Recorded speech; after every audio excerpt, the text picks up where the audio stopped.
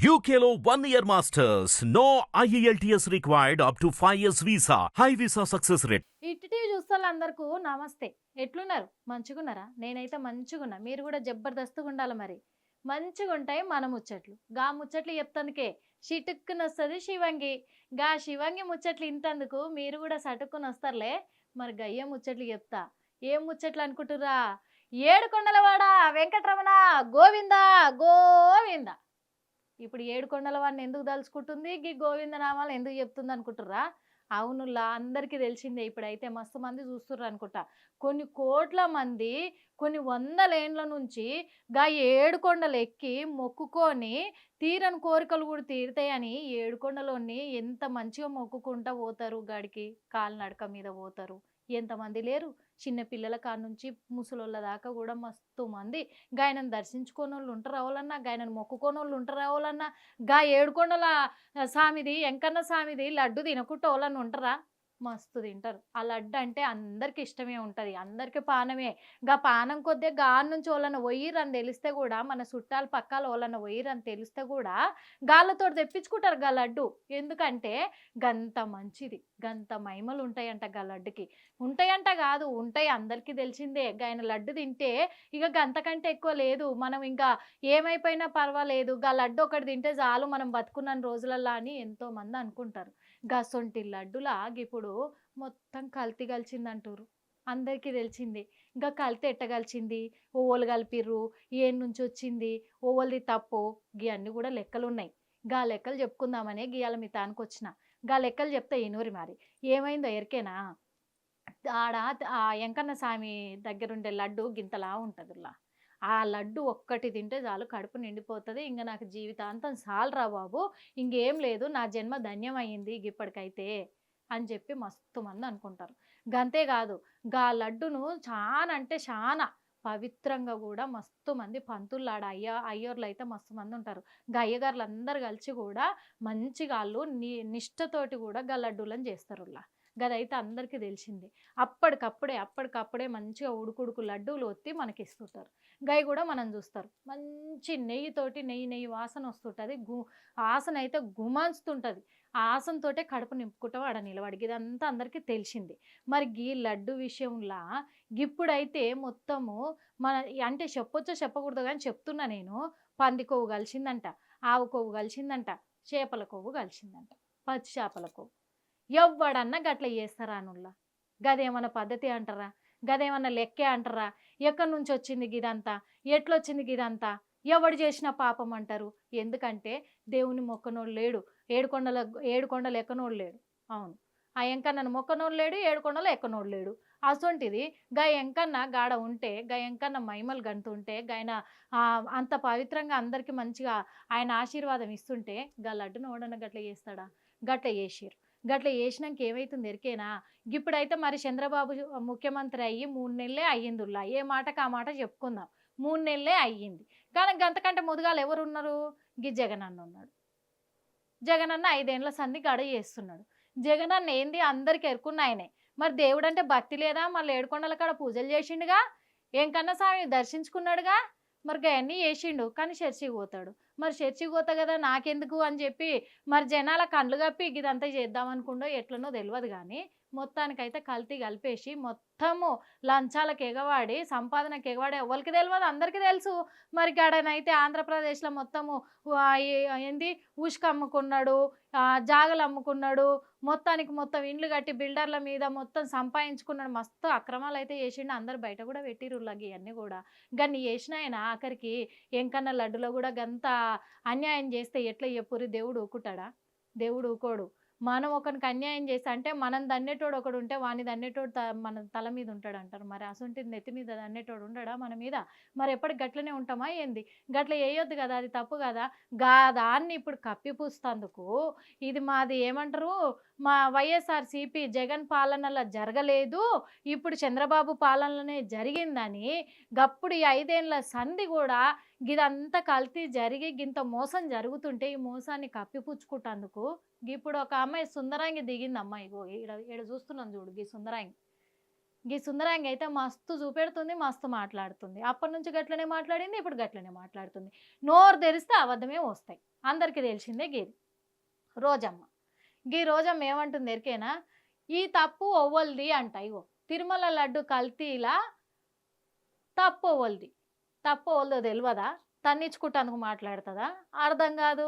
5 ఏళ్ల సంధి ఏలుతున్నా మరి జగన్ అప్పుడు ముఖ్యమంత్రి ఉన్నాడు, మరి గాయన చేసిండు, అల్ల భాగం ఈమెకు కూడా ఉంది, అందరికీ తెలిసిందే. 15% ఈమె కమిషన్ ఉందంట గల్ల కల్తీలల్లా. మరి గది అంటే చెప్పొద్దు, అట్లా తప్పని అంటలేను. ఇప్పుడు తుర్కోళ్ళు కూడా ప్రతి ఒక్క దేవుణ్ణి మస్తు మొక్కుతున్నారు వాళ్ళు ముస్లిం వాళ్ళు. మరి ముస్లిం వాళ్ళు లడ్డూలు చేస్తారు, ముస్లిం వాళ్ళకి ఆర్డర్ ఇచ్చిర్రు. ఆర్డర్ ఇచ్చినప్పుడు అంటే అల్లకు పంపించేటివన్నీ కూడా ముస్లిం వాళ్ళకి ఇచ్చిర్రు, మీరు టెండర్ ఇచ్చిర్రు. మరి ముస్లిం వాళ్ళకి ఇచ్చినప్పుడు వాళ్ళు ఏం తెస్తుర్రు, ఏ నెయ్యి ఇస్తుర్రు, ఏ కొవ్వు ఇస్తుర్రు అవన్నీ చూసుకోవాలి కదా. చూసుకోకుండా ఎట్లా చేస్తారు మీరు? గిది కూడా అన్యాయమే కానుల్లా గాలు చేసుడు కూడా, మరి గట్లా పంపించుడు కూడా. మరి దేవుడు అంటే దేవుడు లెక్కే. ఎందుకంటే ఆ వెంకన్న స్వామి బీబీ నాంచారమ్మని చేసుకున్నాడు, కాదంటలేము.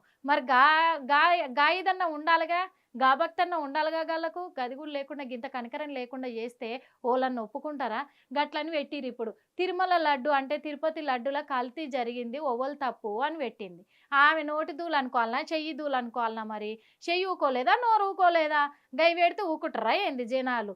చూసుకో ఇక మస్తుగా వేసుకుంటారు. ఎట్లా వేసుకుంటారు ఎరికేనా? సిగ్గుందా నీకు, ఎట్ట మాట్లాడుతున్నావు అంటారు. నోరు అదుపులో పెట్టుకో అంటారు. నువ్వు ఆడదానివేనా అంటారు. గిన్ని మాటలు అనిపించుకుంటున్నావు. ఎట్లా అనిపించుకుంటున్నావు? ఓవల్ది తప్ప అని ఒక పోలింగ్ కూడా పెట్టింది. ఇగో చూస్తారు కదా, తప్పు ఓవల్దని. పైనేమో పవన్ కళ్యాణ్ పెట్టింది, కిందనేమో చంద్రబాబుని పెట్టింది, ఇంకా కిందనేమో వైఎస్ జగన్ పెట్టింది. మరి ఇక ఇక్కడ పవన్ కళ్యాణ్కి ఎంత వచ్చింది? 7% వచ్చింది. మరి చంద్రబాబుకి ఎంత వచ్చింది? 19% వచ్చింది. మరి ఈయనకి ఎంత వచ్చిందో చూసిరా? గిడ 74% వచ్చింది. అంటే తప్పు ఓవల్ది మరి గిడ తెలుస్తలేదా? వాళ్ళ నెత్తి మీద చేయి పెట్టుకుంటే ఆ భస్మాసురుడు ఉండే చూసిర్రా? ఆ భస్మాసురుడి కంటే శక్తులు ఇచ్చిండంట దేవుడు. నువ్వు వాళ్ళ నెత్తి మీద చేయి పెడితే వాళ్ళు ఆన్నే భస్మం అయిపోతారు అని చెప్పి. మరి అందుకే ఏం చేసిండు శివుడు, మన శంకరుడు? ఆయన చెయ్యిని తీసి ఆయన నెత్తి మీదే పెట్టిండు. అప్పుడు వాళ్ళు భస్మం అయ్యారు, భస్మాసురుడే భస్మం అయ్యిండు. ఇప్పుడు ఈమెం చేసింది? మరి మొత్తానికైతే అలా జగనన్నను భస్మం చేయాలని చూసినట్టుంది. అందుకే ఆమె మరి పెట్టింది. ఇగో ఈడ చూస్తున్నాం మనం, ఇక్కడ కనబడుతుంది అన్నులా చెల్లెని దీవిస్తున్న అన్న. చెల్లె ఆశీర్వాదం, మరి అన్న ఆశీర్వాదం చెల్లెకు వ్యామోహం అన్నట్టు అయిపోయింది లెక్క. అనొద్దు మరి, అనాలి. ఎందుకంటే అన్నేమో ఆశీర్వదిస్తే అన్న నెత్తి మీద చేయి పెట్టి చెల్లెమో భస్మం చేసినట్టు ఈ ముచ్చట్లన్నీ చేస్తుంది. గంతే ఒకటే కాదు, మళ్ళీ ఇంకొకటి కూడా చేసింది. ఏం చేసింది ఎరికేనా? ఈ 5 ఏళ్ల పాలన అంటే వీరిలో తిరుమల ఎవరి పాలనలో బాగుందంట అంటే వీళ్ళిద్దరిట్లల్లా అంటే అది వెంకన్న స్వామి గుడికాడ ఓలి పాలన బాగుంది అని పెట్టింది. మరి పాలనలోకి వచ్చి 3 నెలలు అని అనొద్దు, మనము బూతులు అనొద్దు. మర్చిపోయిందా ఏంది మర్చిపోయి 3 నెలల్లో వీళ్ళు ఏం చేసిరు? ఇవన్నీ బయట పెట్టిరు.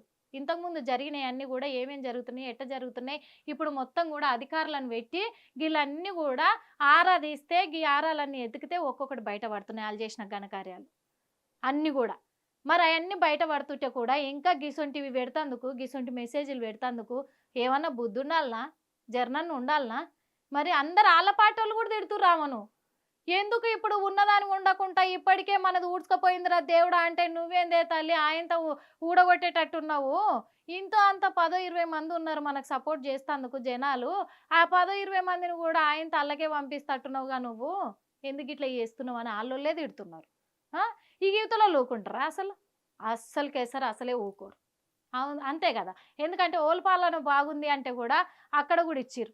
80% అయితే చంద్రబాబుది బాగుందన్నారు, 20% జగన్దే బాగుందన్నారు. అంటే ఈడ ఓల్ది బాగాలేదని జగన్ది బాగాలేదనే కదా. మరి వస్తుంటప్పుడు ఎట్లా చెప్తావు నువ్వు? అంటే ఇప్పుడు వీళ్ళని పొగుడుతున్నావా అంటే టీడీపీ వాళ్ళని పొగుడుతున్నావా, సీఎంని ఇప్పుడు అక్కడ ఉన్న ముఖ్యమంత్రిని పొగుడుతున్నావా, మీ జగనన్నని తిడుతున్నావా? లేకుంటే మీ జగనన్నను మంచిగా కప్పిపుచ్చుదామని చెప్పి మా తప్పులు బయటికి వెళ్ళొద్దని చెప్పి ఇట్టేమన్నా వాదిస్తున్నావా? తిరుపతి లడ్డులా ఈ కొవ్వులన్నీ కలిసినాయి, ఈ కొవ్వులన్నీ కలిస్తే వీళ్ళు ఇప్పుడు ఇదంతా కూడా పవన్ కళ్యాణ్ చంద్రబాబు నాయుడే చేసిర్రు అని చెప్పేసి చెప్తున్నావే, సిగ్గుండాలనా కొంచెం అన్నా? ఎందుకంటే మేము అనొచ్చో లేదో కానీ మేము కూడా అంటాము. ఎందుకంటే మరి నువ్వు మాట్లాడుతున్నాయని అబద్ధాలేగా. మరి అబద్ధాలని మాట్లాడితే ఎవడు ఒప్పుకుంటాడు? ఓళ్ళు ఒప్పుకోరు కదా. మరి అందుకే ఇగో గిట్లా అయిపోయింది. రోజా పోల్తోటి జగన్ పరువు మళ్ళా పాయే. అంటే ఆమె చేసే గట్ల పెట్టే మెసేజ్లల్లో గట్ల పెట్టే పోల్లల్లో మరి జగన్ పరువు ఉంటుందా? ఆ జగన్ పరువు ఎప్పుడో తీసేసింది మన ఓట్లప్పుడే జగన్ పరువు సగానికి సగం రోజా వల్లనే పోయింది. ఇప్పుడు మళ్ళా మొత్తానికి ఉన్నది పోయే, ఉంచుకున్నది బాయ్, రెండు పోయినాయి. మొత్తానికి అసలుకే ఎసరు పెట్టినట్టు అయింది. గట్ల పెట్టి మొత్తాన్నే జగన్కి ఏం లేకుండా పరువు గిరు ఏది లేకుండా ఆఖరికి పక్కనున్న అన్నదమ్ములు కూడా సపోర్ట్ చేయకుండా ఇదైపోయింది. అక్క చెల్లెలు చేయరు, అన్నదమ్ములు చేయరు. ఎందుకు మరి గిద్దులా చెప్పుర్రి? ఎందుకంటే నేనైతే అంటున్నా, మరి నోరును కాపాడుకోవాలంటే నోరు మంచిదైతే ఊరు మంచిదవుతుంది, అంతేగా? మరి నువ్వు ఒక ఆడపిల్లవు, ఆడ మనిషి అయినప్పుడు, నువ్వు ఒక ఆడదాని అయినప్పుడు మరి అన్ని విధాలుగా ఆలోచించాలి, అన్ని విధాలుగా ఆలోచించి మాట్లాడాలి, మంచి చేస్తేందుకు తిరగాలి. గప్పుడు కూడా అన్నావు వరదలు వచ్చినాయి విజయవాడలో, వరదలు వచ్చినప్పుడు కూడా చంద్రబాబు వస్తలేడు బయటికి, పవన్ కళ్యాణ్ వస్తలేడు బయటికి, పవన్ కళ్యాణ్ టూర్లల్లో పోతాడు, ఇక్కడ తిరుగుతాడు, అక్కడ తిరుగుతాడు, ప్రజల కాడికి వస్తలేడని. నువ్వే పాట వచ్చినావు? నువ్వు రాలే, నీ జగనన్న రాలే. నీ జగనన్న ఇంతకుముందు ఏం చేసిండు? వరదలు వచ్చినప్పుడు విమానాలల్లో తిరిగిండు, పైన గాలి మోటార్లు ఉంటాయి చూసినావు, ఆ గాలి మోటార్లల్లో తిరిగిండు. కానీ చంద్రబాబు ఏం చేసిండు? బోట్లల్లో తిరిగిండు, అవన్నీ వేసుకొని పడవలల్లో నేను ఉంటే ఉంటా, పోతే పోతా, నా జనాలు కావాలన్నాడు, తిరిగిండు. మరి గంతకంటే ఎక్కువ పాలన వాళ్ళు చేస్తారు రోజమ్మ? నువ్వు మాట్లాడుతున్నావు కానీ ఒక మాట నీకు తెలుసు న్యాయం ఇప్పుడు జరుగుతుంది అని, కానీ మీ జగనన్నను పోగొట్టుకోలేక, నీ మర్యాద పోగొట్టుకోలేక, నీది ఏడబడిపోతుందో కిరీటం నా నెత్తి మీద అని చెప్పి నువ్వు ఈ మాటలని మాట్లాడుతున్నావు. కానీ నీ కిరీటం ఎప్పుడో కింద పడిపోయింది.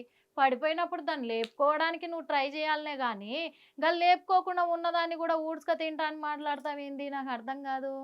మరి అవన్నీ మీ తప్పులు మీ చేత్తోటి మీరే ఎత్తిపుచ్చుకునేటట్టు చేసుకుంటురు. అది మీకు అర్థమవుతుందో లేదో.